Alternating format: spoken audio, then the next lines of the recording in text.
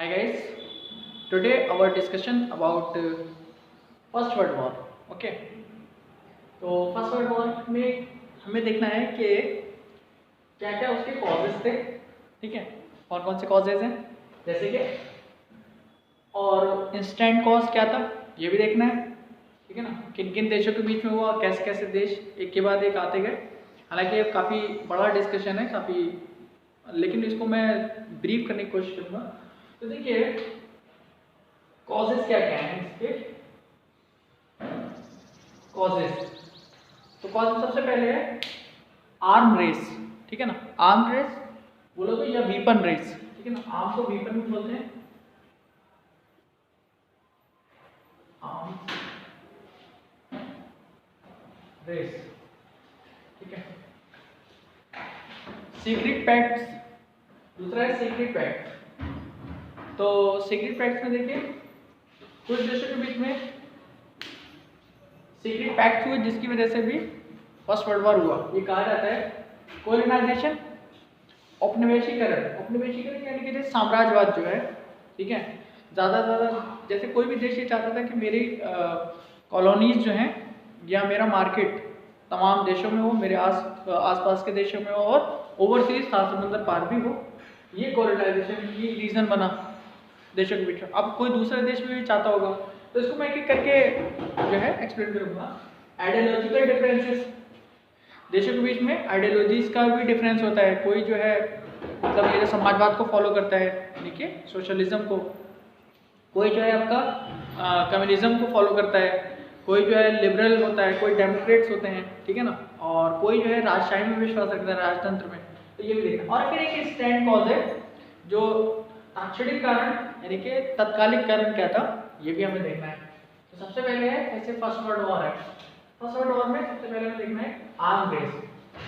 तो arm race क्या लगी हुई थी कि ज़्यादा से ज़्यादा देश ये चाह रहे थे कि हम अच्छे से अच्छा और उम्दा से उम्दा, ठीक है ना, और फास्ट और यानी कि काफ़ी दूर तक मार करने वाली चीज़ें, या एक मशीन गन टाइप में, या ये जो है आपके उस टाइम पे मान लीजिए कि एयरप्लेन वगैरह नहीं थे या फाइटर जेट्स वगैरह नहीं थे, तो इसके लिए भी कोशिश हो रही थी कि हम हवा में भी लड़ सकें।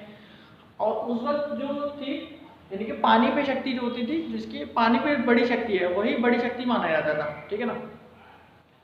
तो नेवी, जिसको कहते हैं नेवी, ठीक है ना। तो ज़्यादातर देशों ने क्या किया, एक से एक आर्म्स बनाना शुरू कर दिए। किसी ने जो है पिस्टल बनाई, किसी ने राइफल बनाई, और किसी ने जो है वॉरशिप्स डेवलप किए, पनडुब्बी बनाई, ठीक है ना। पनडुब्बी बोलो तो सबमरीन जो होती हैं पानी के अंदर जो चलती हैं। और उस वक्त ये कोशिश भी हो रही थी कि हवा के लिए जो है फाइटर जेट्स वगैरह बना लें, ठीक है। ये किसका है? ठीक है। तो इसमें जो है इसमें जो है देखिए आर्म रेस यानी कि जो वीपन्स वगैरह है वो बनाए रहे हैं, ओके, एक से एक उम्दा वीपन्स। तो ये सारा जो था आगे चल करके जो है, अब जाहिर सी बात है अगर हिंदुस्तान कुछ अच्छा बनाएगा तो पाकिस्तान को टेंशन होगी, ठीक है ना, चाइना को टेंशन होगी। हम जैसे कि मान लीजिए मिसाइल डेवलप करते हैं तो ये पड़ोसी मुल्क जो हैं हमारे, इनमें खलबली मच जाती है, ठीक है ना। और इसी तरीके से खलबली मतलब अगर वो लोग बना लेते हैं तो हमें भी एक मतलब नेचुरल है कि कहीं ऐसा ना हो कि वो हम पर ही हमलावर हो जाए। तो ये इस तरीके की बातें देशों के तहत में रहती हैं। बिल्कुल सेम कॉन्सेप्ट है। आपका फ्रेंड अगर पढ़ने में तेज हो जाएगा तो आप उसको जो जैसे मान लीजिए पहले आप उसको उससे एक सहानुभूति रखते थे, तो वो सहानुभूति जो थोड़ा थोड़ा कम होने लगेगी, जलन होने लगेगी। लेकिन ऐसा नहीं है, दोस्ती में ऐसा नहीं होता है। बहरहाल देशों के बीच में ऐसा हो जाता है, ठीक है। अगर किसी के पास अच्छे वीपन्स आ जाते हैं तो दूसरे देश जो होते हैं उनको एक टेंशन सी हो जाती है, ठीक है, वो परेशान हो जाते हैं, खलबली मच जाती है। दूसरा है सीक्रेट पैक्ट, गुप्त संधियां, सीक्रेट नेगोशिएशन। तो सीक्रेट नेगोशिएशन में क्या हुआ कि उस वक्त देश जो थे चुपके चुपके अपनी समझौता कर लिया करते थे, बाकी देशों को पता ही नहीं चलता था। अब जाहिर सी बात है कि अगर खुसर फुसर होने लगती है, जैसे मान लीजिए आपके कुछ दोस्त हैं वो आपस में खुसर फुसर करने लगे, तो आपको ये टेंशन रहेगी कहीं ऐसा तो नहीं कि मेरे खिलाफ जो है कुछ प्लानिंग कर रहा है, कुछ षड्यंत्र, कुछ साजिश रच रहा है। तो बस वही था कि ये जो गुप्त संधियां हुई, इनसे देशों के बीच में टकराव भी उत्पन्न होने लगा। तो इसमें जैसे क्या है, ट्रिपल एंटेंट है, तो ये किस किस के बीच में हुआ था? ग्रेट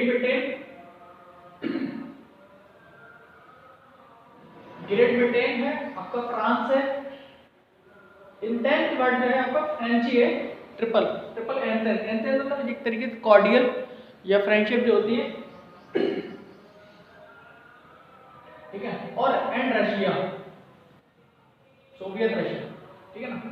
और ट्रिपल अलायंस में तो जर्मनी था लीडिंग पावर में, ठीक है। इसके अलावा ऑस्ट्रिया हंगरी,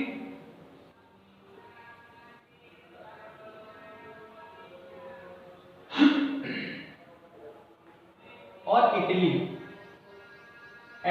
इटाली, ठीक है ना।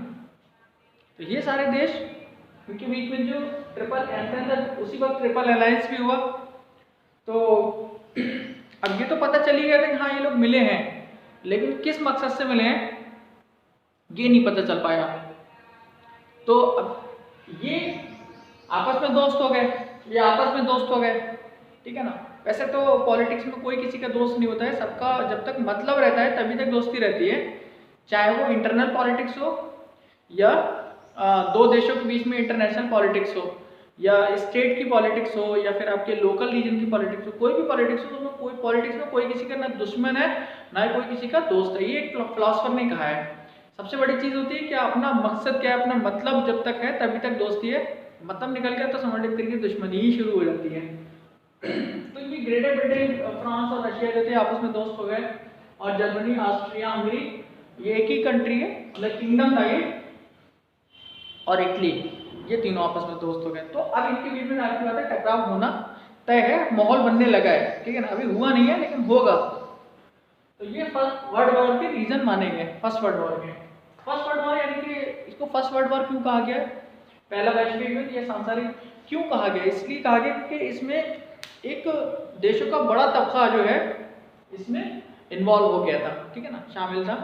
और ये किसी कंटिनेंट तक सीमित नहीं था, या दो देशों के या तीन देशों के बीच में नहीं, बल्कि ओवर क्रॉस कॉन्टिनेंट, ठीक है ना, इंटर कॉन्टिनेंट भी ये वॉर आपका चलता चला गया। अब एशिया, यूरोप से मान लीजिए शुरू हुआ, यूरोप से फिर अफ्रीका में और एशिया में भी होने लगा, ठीक है ना, और अमेरिका भी इसमें इन्वॉल्व था। तो ये कम से कम 4 कॉन्टिनेंट इसमें आ गए वॉर के अंदर, ठीक है ना। तो देखिए ये आपका जो है सीक्रेट नेगोशिएशन भी रीजन बना, एक तो हथियारों की होड़ और दूसरा गुप्त संधियां या गुप्त समझौते या रहस्यमयी जो होते हैं समझौते, ठीक है ना। कॉलोनाइजेशन क्या होता है कि जैसे कोई ताकतवर देश जब किसी दूसरे देश को कैप्चर कर लेता है, ठीक है ना, वहाँ की पॉलिटिक्स, वहाँ का पूरे तरीके से कंट्रोल होता है, डायरेक्ट या इनडायरेक्ट, वो खुद जा करके वहाँ पर रूलिंग करने लगता है, या वहाँ पर उसका वर्चस्व कायम हो जाता है, ठीक है ना। तो इसको कॉलोनाइजेशन या साम्राज्यवाद बोलते हैं, ठीक है। तो ये साम्राज्यवाद भी रीजन बना। अब जाहिर सी बात मान लीजिए कि ग्रेटर ब्रिटेन है, वो लगातार देशों को होल्ड करता चला जा रहा है, ठीक है। तो जर्मनी क्यों पीछे रह गए? और आपने ये भी पढ़ा है कि जैसे फ्रेंच रेवोल्यूशन जब पढ़ा था तो उसमें आपने देखा था कि ब्रिटेन और फ्रांस में भी जो था एक तनातनी थी, और यानी कि जो 18th सेंचुरी थी उसमें ये तनातनी थी इन दोनों के बीच में, और कई बार इनके बीच में जो है 7 years वॉर भी हो चुका था और चीज़ हुई थी। और तो अभी तो फिलहाल ये इससे पहले वाली सदी में ये लोग दुश्मन थे, लेकिन अब 19वीं सदी में जो है दोस्त हो चुके हैं, ठीक है ना, 20वीं सदी में आकर के। तो वही है ना कि आज का दोस्त जो है कल को दुश्मन भी हो सकता है, इसलिए अपने राज बताते टाइम थोड़ा सा ध्यान रखिएगा कि अपने सारे राज मत दीजिएगा अपने दोस्त को, ठीक है, उसके सारे राज ले लीजिए, ठीक है।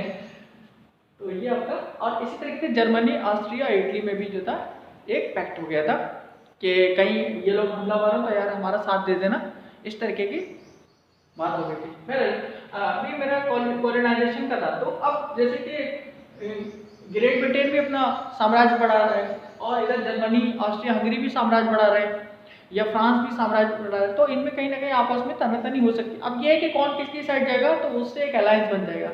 जैसे कि यहाँ एक अलायंस बन चुका है और यहाँ एक अलायंस डेवलप हो चुका है, ठीक है ना। आइडियोलॉजिकल डिफरेंसेस, आइडियोलॉजिकल डिफरेंसेस में क्या है, देखिए जैसे कि एक आप लोगों ने सुना होगा फासिज्म, कम्युनिज्म, ठीक है ना, और सोशलिज्म, ठीक है ना। और इसमें भी थोड़ा थोड़ा डिफरेंसेस की वजह से, मतलब मान लीजिए बहुत कोई एक्सट्रीमिस्ट फासिस्ट है या फासिज्म में बिलीव करता है, कुछ जो है बहुत चरमपंथी कम्युनिज्म में बिलीव करता है, कुछ जो है आपका एकदम एक्सट्रीम लेवल की सोशलिज्म में, ठीक है ना, या कुछ जो होते हैं थोड़ा सा लिबरल होते हैं, ठीक है ना, लिबरल फासिस्ट भी होते हैं, एक्सट्रीमिस्ट फासिस्ट भी होते हैं, थोड़ा हाँ ठीक है। फासिस्ट जैसे कि मतलब वो जो होते हैं डेमोक्रेसी में बिलीव नहीं करते हैं। वो क्या करते हैं कि जैसे अगर एक बार आपने सत्ता को गेन कर लिया, तब वो राष्ट्र के नाम पे वो हमेशा उसको चलाना चाहेंगे, और हर बात में जो है वो उनका गलत काम भी होगा तो उसको कहेंगे कि हाँ ये राष्ट्र हित में था, तो लिहाजा हम इसको चलाते रहेंगे। मतलब पहले तो वो चुनाव से मान लीजिए जीते थे, एक बार चुनाव जीत गए थे या उन्होंने जिस तरीके से सत्ता को कैप्चर किया था, लेकिन अगली बार वो चुनाव नहीं कराना चाहेंगे, तो कहेंगे नहीं चुनाव में खर्चा होता है, ठीक है ना। तो इस तरीके की जो विचारधारा है उसको फासिस्ट बोलते हैं। कम्युनिस्ट में भी क्या है, जैसे चाइना वगैरह कम्युनिस्ट कंट्री है, ये मार्क्स ने दी थी। इसमें क्या होता है, ये इन्होंने ये कहा था कि जो फायदा होता है, यानी कि जो मान लीजिए गेन जो होता है, प्रॉफिट जो होता है, वो प्रॉफिट जो होता है सबके बीच में इक्वली डिवाइड होना चाहिए। ये कार्ल मार्क्स की जो थी विचारधारा थी। दास कैपिटल उसने एक बुक लिखी थी, उसमें उसने अपने विचार प्रकट किए थे। तो प्रॉफिट जो है इक्वली डिवाइड होना चाहिए, शेयर डिवाइड होना चाहिए, किसके बीच में, मालिक के बीच में भी और वर्कर्स के बीच में भी। बट ऐसा नहीं होता है प्रैक्टिकली। और सोशलिज्म क्या होता है, सोशलिज्म में अमीरी और गरीबी का जो अंतर है उसको कम करने की एक पहल रहती है समाज बनाने की। क्योंकि देखिए अगर अमीर बहुत ज़्यादा अमीर हो गया और गरीब बहुत ज़्यादा गरीब हो गया, तो फिर अमीर लोग गरीबों को नहीं पूछेंगे और गरीब लोग भी उनसे एक क्या कहते हैं, एक द्वेष भावना उनके अंदर रहेगी, एक कमतरी, एहसास कमतरी उनके अंदर रहेगा, इन्फेरियरिटी कॉम्प्लेक्स, ठीक है ना। इनके अंदर सुपेरियरिटी कॉम्प्लेक्स आ जाएगा अमीरों के अंदर। तो ये समाजवाद है, ठीक है ना। अब जैसा मान लीजिए कि आगे चल करके जो इटली था वो एक फासिस्ट कंट्री बना था, ठीक है ना। बेनिटो मुसोलिनी की ये जो है लीडरशिप में उसने सत्ता को गेन कर लिया था, बहाने से झूठ भी बोले उसने, अफवाहें भी फैलाई, और उसके बाद लोग युवाओं को भड़काया, और युवाओं को भड़का करके वो जो है सत्ता उसने गेन कर ली, ठीक है ना। तो खैर अभी उसमें हम नहीं जाना है, फासिज्म बाद में उसको और डिटेल से बता दिए जाएंगे कभी और क्लास में। या जर्मनी का आप देखिए नाजिज्म था, वहाँ पे नस्लवाद था कि नाजी लोग जो है सबसे ज़्यादा अफजल हैं, वो जो है सबसे ऊपर रहते हैं, उनके एक अच्छी नस्ल के होते हैं, उनका मुकाबला जो कोई भी नहीं कर सकता दुनिया में, ठीक है ना। वो सर्वोत्तम है, सर्वश्रेष्ठ हैं, इस तरीके की बात है। तो इसी तरीके का जैसे कि आइडियोलॉजिकल डिफरेंस भी था कहीं ना कहीं आपस में।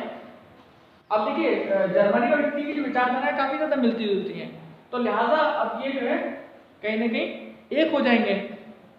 और मान लीजिए कि यहाँ जो है थोड़ा सा सोशलिज्म की भावना चल रही है, क्योंकि आपको पता है फ्रेंच रेवोल्यूशन के बाद जो था फ्रांस जो था धीरे धीरे डेमोक्रेसी वहाँ पर डेवलप होती चली गई। ग्रेट एंड मेडोवी किंगडम से जो था ये जो है आपका डेमोक्रेटिक कंट्री बन गया, रशिया भी डेमोक्रेटिक कंट्री बन गया था, जबकि ये किंगडम टाइप्स और ये जो है आपका यानी कि तानाशाही टाइप के कंट्री थे।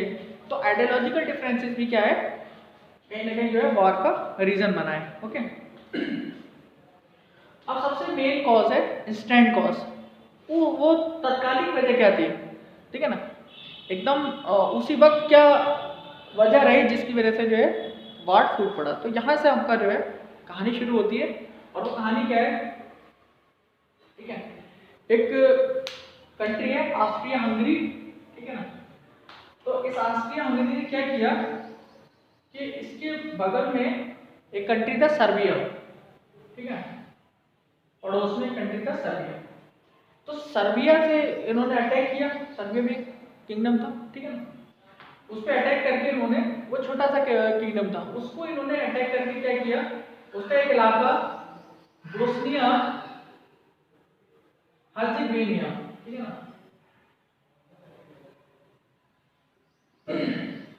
बोस्निया हर्जेगोविना जो है इन्होंने कब्जे में कर लिया। अब जैसे मान लीजिए कि चलिए वो एग्जाम्पल थोड़ा सा डिफरेंट हो जाएगा तो जाने दीजिए। अब बोस्निया हर्जेगोविना के जो लोग हैं, जिसको अब आज पहले तो ये सर्बिया के पार्ट थे, पहले किसका थे, सर्बिया का। अब क्योंकि ऑस्ट्रिया हंगरी के अंतर्गत है, तो यहाँ पर कुछ लोग ऐसे होंगे कि जानना चाहते होंगे नहीं हम सर्बिया के साथ ही रहना चाहते हैं। जैसे मतलब कश्मीर का मुद्दा है, तो कश्मीर का मुद्दे में यहाँ पर कश्मीर में कुछ लोग, जब हिंदुस्तान पाकिस्तान का बंटवारा हुआ तो कश्मीरी ने जूनागढ़ और हैदराबाद और इस तरीके से तमाम रियासतें, तकरीबन 550 रियासतें थी, या 500 से 550 से ज़्यादा जो रियासतें थी उनमें ये था कश्मकश था कि हम किसके साथ जाएं, ठीक है ना। ब्रिटेन टेरिटरी तो जो था ब्रिटिश टेरिटरी, वो तो डायरेक्ट इंडियन गवर्नमेंट के पास आ गया था, जो आज़ादी के बाद जो गवर्नमेंट यहाँ बनी थी, ठीक है ना, जिस पार्टी की भी, कांग्रेस की, जिसकी भी कांग्रेस की बनी थी, वो तो सबको पता है। तो वो डायरेक्ट सरकार के अंतर्गत आ गया। अब वो जो इलाके थे वो किसके साथ जाएंगे, तो अपना अपना सब हित देख रहे थे, कुछ चाह रहे थे कि स्वतंत्र रहेंगे, क्योंकि जो प्लान था माउंटबेटन का, उसमें यह था कि हिंदुस्तान और पाकिस्तान 2 नेशन थ्योरी थी, ठीक है ना। 2 नेशन थ्योरी में 2 देश बनेंगे, और वो दोनों देश जो है, और बाकी जो आपके यानी कि प्रिंसली स्टेट्स हैं, प्रिंसली स्टेट को अब ये स्वतंत्रता है कि वो हिंदुस्तान के साथ जाएं या पाकिस्तान के साथ जाएं या फिर स्वतंत्र रहें। तो ये सारी चीज़ें जो थी दी गई थी, ठीक है। अब मान लीजिए कि जैसे कश्मीर के लोग हैं, तो कश्मीर में कुछ लोग ऐसे भी हैं कि जो हिंदुस्तान के साथ रहना चाहते हैं, ठीक है ना, और एक बहुत थोड़ा तबका है, ठीक है ना, और वो लोग जैसे मान लीजिए कि एक सेपरेटिस्ट उनका विचार है, अलगाववादी विचार है, तो वो मान लीजिए पाकिस्तान के साथ जाना चाहते हैं या स्वतंत्र देश बनाना चाहते हैं, इस तरीके की विचारधारा के लोग हैं। ये कन्फ्लिक्ट है जो आज़ादी के बाद से लगातार चलता आ रहा है, ठीक है ना, सरकार किसी की भी रही हो, वो कॉन्फ्लिक्ट हमेशा जारी है।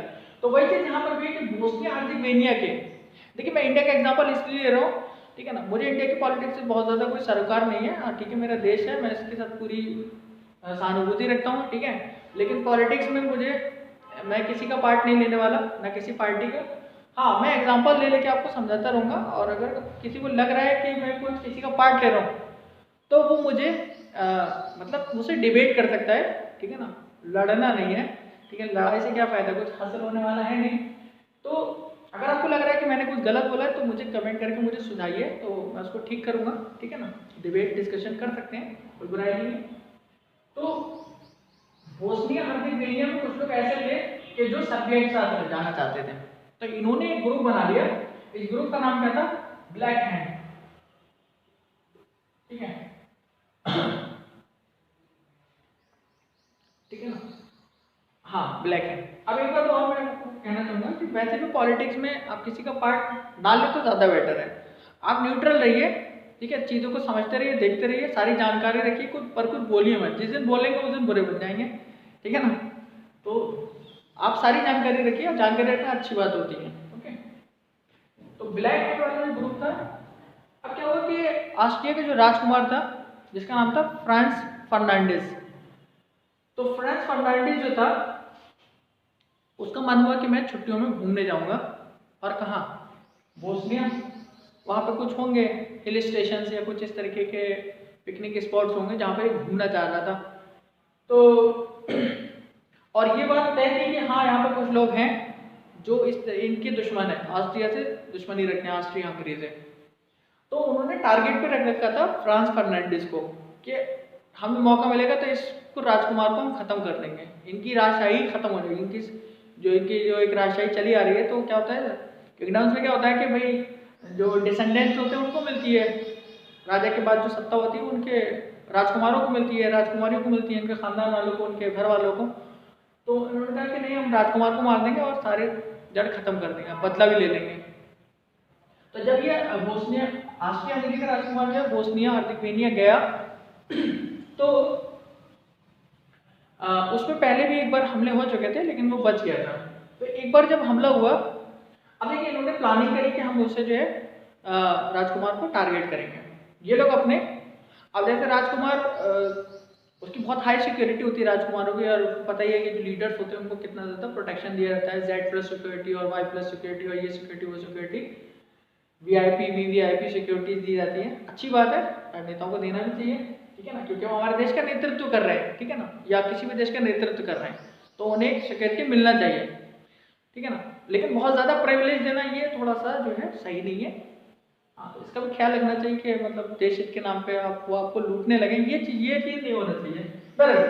तो ब्लैक हैंड का जो, अब ये ब्लैक हैंड वाले जो ग्रुप है इनको टारगेट पे लिया हुआ है, तो जब ये घूमने के लिए गए तो होता है रास्ते होते हैं, तो रास्ते में मोड़ भी आते हैं, ठीक है ना, और कोई कोई मोड़ बहुत ज़्यादा नैरो होते हैं, संकीर्ण होते हैं, जहाँ से आपकी स्पीड ऑटोमेटिकली हल्की होना ही होना है।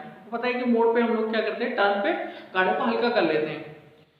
तो वहीं पर इन्होंने जो है अटैक किया। तो एक बार अटैक किया तो उसमें हमलावर ने जब गोली चलाई या बम फेंका, तो बम जो था इनके आगे वाली या इनकी गाड़ी के बोनेट पे आकर के गिरा, ठीक है ना, और फूटा नहीं, वो आगे वाली गाड़ी के नीचे जाके फूट गया, ठीक है। तो ये बच गए हमले में, थोड़ी बहुत चोट वोट आई। अब इन्होंने जो है सबके सुरक्षा कर्मियों की या जो भी सुरक्षा गार्ड थे वो सबकी जो है और जितनी भी एजेंसीज थी उनके फटकार लगाना शुरू करी। बहरहाल उसके बाद एजेंसीज कहा कि आप अपने आगे के प्लान कैंसिल कर दीजिए और जाइए घर जा करके जो है आराम करिए, ठीक है ना। इससे पहले भी आपको क्योंकि थ्रेट मिल चुकी है और जान रहे हो कि भाई जान का खतरा है, लेकिन भाई जब नियति ने कुछ तय कर दिया है तो आगे होना ही है उसको, ऐसा मतलब हमारे बड़े बुजुर्ग कहते हैं, ठीक है, नियति वगैरह में विश्वास रखते हैं। तो अब उन्होंने आगे के प्लान कैंसिल नहीं करे, ये कह नहीं कि हम तो राजकुमार नहीं, हम एक बार आए तो करके ही रहेंगे सारे प्लान। अब ये आगे का और जो हमलावर था उसने फौरन जो है कुछ गोली या कुछ इस तरीके से खुद को शूट कर लिया था, सुसाइड कर ली थी, वो पकड़ा भी नहीं गया। हाँ पता चल गया कि हमें ब्लैक है या उसके बारे में ये हाँ वो शक हो गया कि हम ब्लैक हैंड का है ग्रुप का। अब अगली बार फिर उन्होंने जो अटैक किया, ठीक है ना, लेकिन अब की बार जो था वो हमलावर जो थे वो पुल पर से जब गाड़ी ब्रिज पे से गुजर रही थी तो वहीं ब्रिज पे जो है पब्लिक साइड से खड़ी हुई थी, उसी पब्लिक में से एक बंदा, सब लोग हाथ मिलाते हैं और इनका अभिवादन करते हैं, ठीक है ना, वेलकम करते हैं। तो उसी वेलकम में एक बंदा जो था आगे तक गया और उसने जाके शूट कर दिया राजकुमार और राजकुमारी दोनों को, जो कि 50 साल का हो चुका था, ठीक है ना। और जोसेफ फ्रांसिस जो वहाँ के राजा थे ऑस्ट्रिया हंगरी के, ठीक है, उन्हें इस बात से बहुत झटका लगा क्योंकि वो पहले ही घोषणा कर चुके थे कि मेरे बाद मेरा उत्तराधिकारी कौन होगा, मेरा बेटा होगा और जिसका नाम क्या है, फ्रांस फर्नांडिस है, ठीक है। अब वो राजकुमार, अब वो राजगद्दी तो खाली रह गई, राजा तो सदमे में चले गए।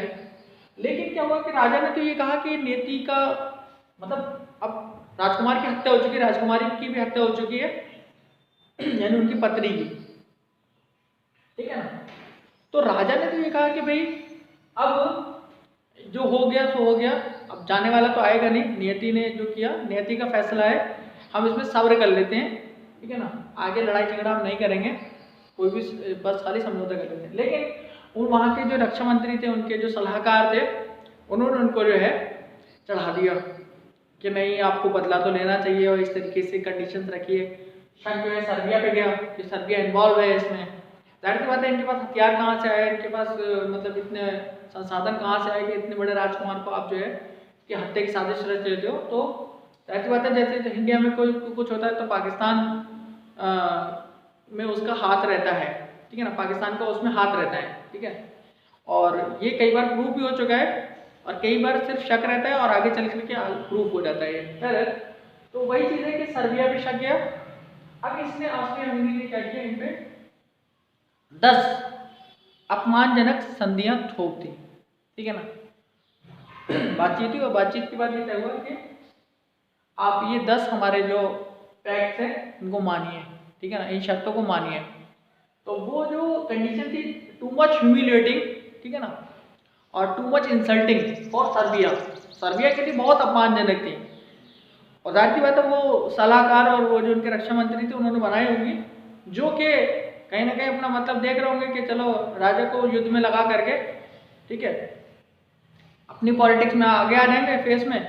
तो पॉलिटिक्स में जब कोई चेहरा सामने आ जाता है तो लोग उसी को वोट करते हैं और उसी को सपोर्ट करते हैं, हालांकि वोट का मसला तो नहीं है, लेकिन जब आप फ्रंट में आ जाएंगे तो आप ही को जो है आगे बढ़ा दिया जाएगा कि आप ही हमारे नेता हो, ठीक है ना। अब वो चाहे पॉजिटिव सेंस में हो या फिर नेगेटिव सेंस में हो, ठीक है। ज़्यादातर आपको पता है कि जो लीडर्स होते हैं उनके रिकॉर्ड बहुत अच्छे होते हैं, तो आपको पता ही होगा, ठीक है। तो सर्बिया पे शक है और सर्बिया पे जो है 10 इंसल्टिंग और ह्यूमिलेटिंग जो थी संधियां इस पर थोप दी गई। अब जिसमें से वो 8 मानने में तैयार भी था, लेकिन 2 बहुत ज़्यादा इंसल्टिंग थी, बहुत ह्यूमिलेटिंग थी, जिसके लिए उसने इनकार कर दिया और कहा कि नहीं, ये हम नहीं मानेंगे। बस इन्हीं 2 संधियों को लेकर के जो है, इन्हीं 2 बातों को लेकर के इन्होंने फिर इनको तो मानना चाहिए था कि हमें लड़ना है, नहीं तो हमारा कहना मानो, हमारी शर्तों को मानो। तो लेकिन उसने जब 2 शर्तें नहीं मानी तो इन 2 बातों को लेकर के जो है अटैक हो गया। अब उस टाइम पे कार्टून छपा, सर्बिया में कुछ रशियन मूल के लोग भी रहते थे, रशिया। तो ये जो रशिया मूल के लोग यहाँ पर रहते हैं, तो जाहिर सी बात है जब सर्बिया पर अटैक होता है तो रशियन भी परेशान होंगे, उनको दिक्कत होगी, तो रशिया को सहानुभूति हुई। उस वक्त एक कार्टून छपा के एक छोटा बच्चा जिसके पीछे उसको एक बड़ा आदमी मार रहा है, ठीक है ना, उसके पीछे एक बड़ा आदमी जो है खड़ा हुआ है उस बच्चे के पीछे। तो जब वो मारने के लिए उसको मतलब हाथ उठा रहा है, तो वो बच्चा इशारे से कह रहा है, वो लिखा हुआ था, कार्टून टाइप में था, वहाँ लिखा हुआ था कि बच्चा कह रहा है कि अगर तुम मुझे मारोगे तो ये बड़ा आदमी जो है तुम्हें मारेगा। और वो बड़ा आदमी कौन है? रशिया है, ठीक है ना। तो जब ऑस्ट्रिया हंगरी सर्बिया पे अटैक किया तो रशिया इसके साथ आ गया, ठीक है ना। अब इन्होंने इनको दुआई दी, ऑस्ट्रिया हंगरी ने जर्मनी को दुआई दी कि भाई आ जाओ, वक्त आ गया है, ठीक है ना, दुश्मन अब बढ़ने लगे, युद्ध शुरू हो गया, तो आ जाओ। तो जर्मनी भी जो है आ गया इनके साथ। अब इन्होंने कहा भाई इटली तुम भी आओ, तो इटली बोला नहीं भाई, ऐसा है कि ये तय हुआ था कि अगर हम पे कोई अटैक करेगा तब हम साथ में रहेंगे, लेकिन इस बार पहल आपने करी है, शुरुआत आपने करी, इसलिए हम आपके साथ नहीं आएंगे, ठीक है ना। और हम ना आपके साथ जा रहे हैं ना उनके साथ जा रहे हैं, हम न्यूट्रल है, आप लड़ो भाई अपना जाना। और लड़ाई में होना भी चाहिए कि किसी की लड़ाई में बोलना नहीं चाहिए, बीच बचाव कर दो दूर से, वो भी पास जाओगे तो हो सकता है आप ही जो है चपेट में आ जाओ, ठीक है। तो थोड़ा भावनाओं पर काबू भी रखना चाहिए, नहीं बीच बचाव कराना चाहिए, अच्छी बात है, लेकिन अपने आप को भी बचा करके। तो जर्मनी ऑस्ट्रिया हंगरी के साथ आ गया और इटली ने आने से इनकार कर दिया। अब ये जो है फ्रांस की भी इससे निगोशिएशन थी, ठीक है ना। तो फ्रांस भी जो है इस युद्ध में आ गया, ठीक है। फ्रांस की जर्मनी से तनातनी या ऑस्ट्रिया हंगरी से तनातनी, तो इस वजह से फ्रांस भी आ गया, ठीक है ना। ब्रिटेन काफी टाइम तक वॉर में नहीं आया क्योंकि बताते हैं कि उसका कोई रिलेटिव जो था, ठीक है, क्योंकि राजाओं में आपस में शादी वादी होती है, तो जिन देशों से इनकी लड़ाई हो रही है, यानी ऑस्ट्रिया हंगरी और जर्मनी से, जर्मनी का जो एक लीडर है वो इनका रिश्तेदार है ग्रेट ब्रिटेन का राजा खानदान से, ठीक है ना। इस वजह से ग्रेट ब्रिटेन काफी टाइम तक नहीं आया, लेकिन बाद में जो है ग्रेट ब्रिटेन भी आ गया और इसमें कई जगह पे कई मोर्चों पे लड़ाई हुई आपस में, ठीक है ना। इनके आपस में लड़ाई ऐसा नहीं था कि ये एक ही जगह पे लड़ाई हो रही थी, कई मोर्चों पे लड़ाई हो रही थी और एक एक देश को कई मोर्चों पे लड़ना पड़ रहा था, ठीक है ना। अब ये था कि लड़ाई तो बढ़ती चली जा रही थी और बढ़ती चली गई। जर्मनी के जो कॉलोनीज थे, टोगो, टंजानिया, अफ्रीका में, ठीक है ना, वहां पर भी युद्ध शुरू हो गया और वहां पे फ्रांस के भी कॉलोनी थे। तो वहां पे जो देश फ्रांस की कॉलोनी है या जो देश आपके जर्मनी की या ब्रिटेन की कॉलोनी, तो उनमें आपस में भी युद्ध शुरू हुए ओवरसीज कॉलोनीज में, यानी कि ओवरसीज वॉर। अब वॉर अभी एक कंटिनेंट से निकल के दूसरे कंटिनेंट में चला गया, अफ्रीका में चला गया, ठीक है ना। अब बाद में जो है इस वॉर में जर्मनी और इनके साथ ऑस्ट्रिया हंगरी के साथ जो है एक देश और आ गया और उस देश का नाम है Turkey, Ottoman Turkey. Ottoman Turkey जो था वो भी इनके साथ में आ गया क्योंकि उसका रशिया से जो था तनातनी थी, ठीक है ना। और उसका पूरा रेड सी और मेडिटेरेनियन रेड सी वगैरह पे पूरा उसका कंट्रोल था, मेडिटेरेनियन सी पे, ठीक है ना। तो सॉरी मेडिटेरेनियन सी पे जो है ऑटोमन टर्की का कंट्रोल था। और मेडिटेरेनियन सी के जरिए जो है ये देश निकल करके आते थे, कौन कौन, जैसे ग्रेट ब्रिटेन और फ्रांस और ये सब जो है देश चाहते थे, रशिया वगैरह चाहते थे कि हम यहाँ के जरिए जो है एशिया तक पहुँच बनाए, अफ्रीका तक पहुँच बनाए, ठीक है ना एशिया तक या अफ्रीका तक। तो अफ्रीका के ये साउथ वाले कंट्री है, एशिया के साउथ में जो कंट्री है, साउथ ईस्ट में जो कंट्री, वहाँ तक पहुँचे, क्योंकि बाकी उनको बहुत घूम करके आना पड़ता था कि वो यहाँ से निकले और पूरा जो है अटलांटिक सी और पैसिफिक ओशन होते हुए जो है वो फिर इंडियन ओशन में आए, ठीक है ना। तो यहाँ से सीधा एक रास्ता जा रहा था कि भाई जो है मेडिटेरेनियन सी से निकल के आप सुएज कैनाल में, सुएज कैनाल से रेड सी और रेड सी से फिर सीधा अरबियन सी और इंडियन ओशन में चले जाएंगे और जिस देश में जाना वहाँ तक चले जाएंगे, ठीक है। तो ये एक अब क्योंकि ऑटोमन टर्की का भी इनका एक लड़ाई थी, ठीक है, और लड़ाई किस बात की थी, एक मतलब एक तरीके से जो पुरानी बैटल्स हो चुके थे, काफ़ी पहले हुए थे, सलीबी जंगें कहलाती हैं, ठीक है ना। तो वो यानी कि एक इस्लाम धर्म और ईसाई धर्म का जो कॉन्फ्लिक्ट था वो जहाँ जहाँ युद्धों में कन्वर्ट हुआ था, उस बात को लेकर के भी तनी थी, क्योंकि ऑटोमन टर्की एक इस्लामिक ये जो है किंगडम थी, ठीक है। वहाँ पे खलीफा बैठता था, ठीक है ना, खलीफा रूल करता था। और खलीफा जो होता है मुसलमानों का, मुस्लिम्स कम्युनिटी का जो है एक रहनुमा होता है, और वो रहनुमा और रहबर या लीडर कैसा होता है, वो रूहानी भी है यानी कि आध्यात्मिक भी है, स्पिरिचुअल लीडर भी होता है, और साथ साथ जो है आपका पॉलिटिकल यानी कि राजनीतिक और सियासी गुरु भी है वो, ठीक है, सियासी जो है उसका उस्ताद भी है। तो वो दोनों तरीके से उसकी रिस्पेक्ट मुस्लिम धर्म के लोगों को जो है मुस्लिम्स के लिए एक मैंडेटरी काम होता है, एक आवश्यक काम होता है, ठीक है। तो इनके साथ जो है जर्मनी सब के साथ जो है एक देश और आ गया, ये तो नहीं आया इटली, जर्मनी के साथ कौन आ गया, ऑटोमन टर्की आ गया, ऑटोमन टर्की OTT।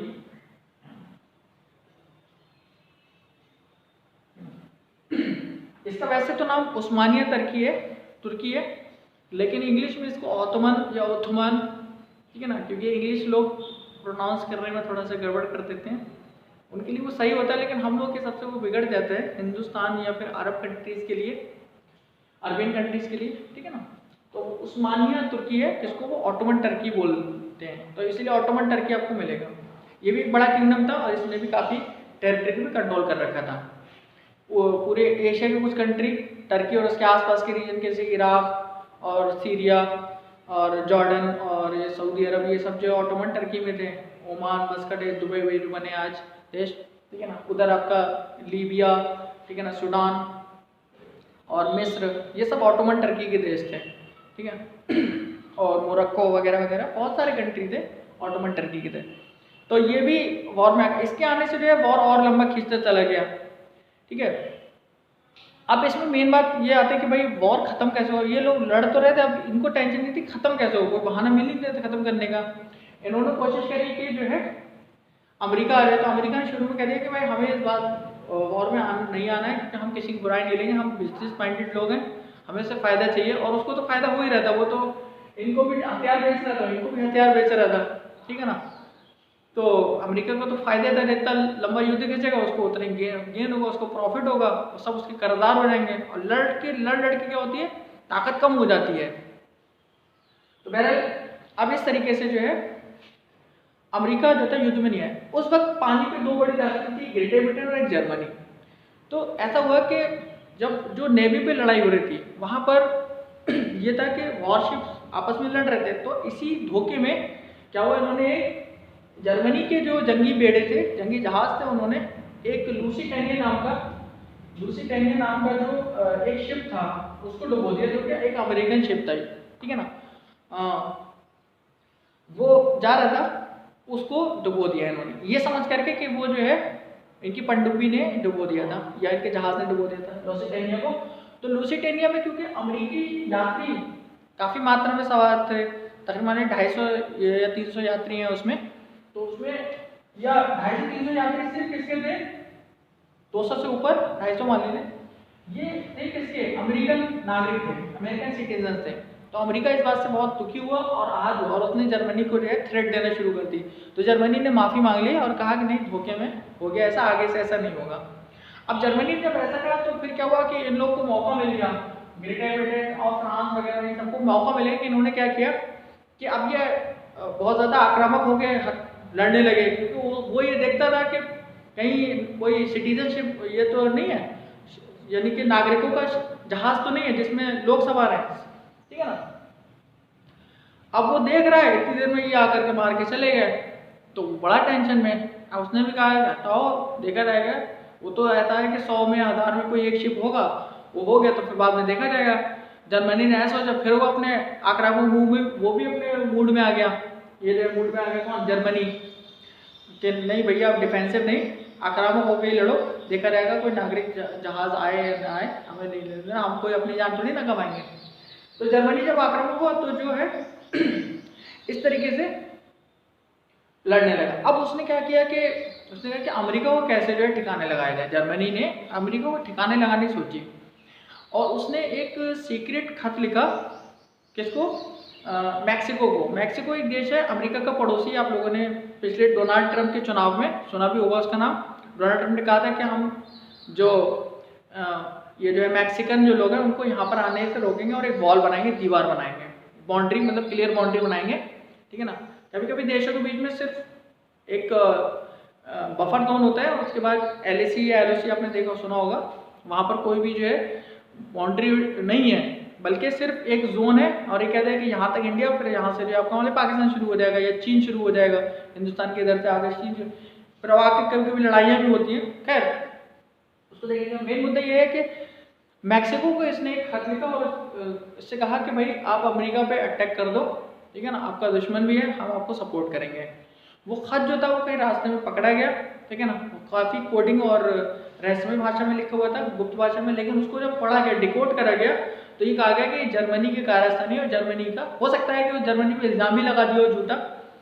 तो अब जब अमेरिका को ये पता चला कि हम पे हमलावर होगा कौन, मैक्सिको, और उसके पीछे पुष्टपनाही उनकी कौन कर रहा है, बेकिंग उनकी कौन कर रहा है, जर्मनी कर रहा है, तो अमेरिका भी युद्ध में आ गया। और वो किसकी साइड से आया, एलाइड पावर की साइड से आया। एलाइड पावर्स कहलाती, जो ट्रिपल एंटेंट वाली जो कंट्री थी ना, उनको एलाइड पावर्स बोलते हैं और उनको बोलते हैं सेंट्रलाइज पावर, ठीक है ना। तो ये जो है अब अमेरिका भी आ गया, यूएस की एंट्री बहुत ही शानदार थी, ठीक है ना। उसने आते ही जो है सबका काम तमाम कर दिया।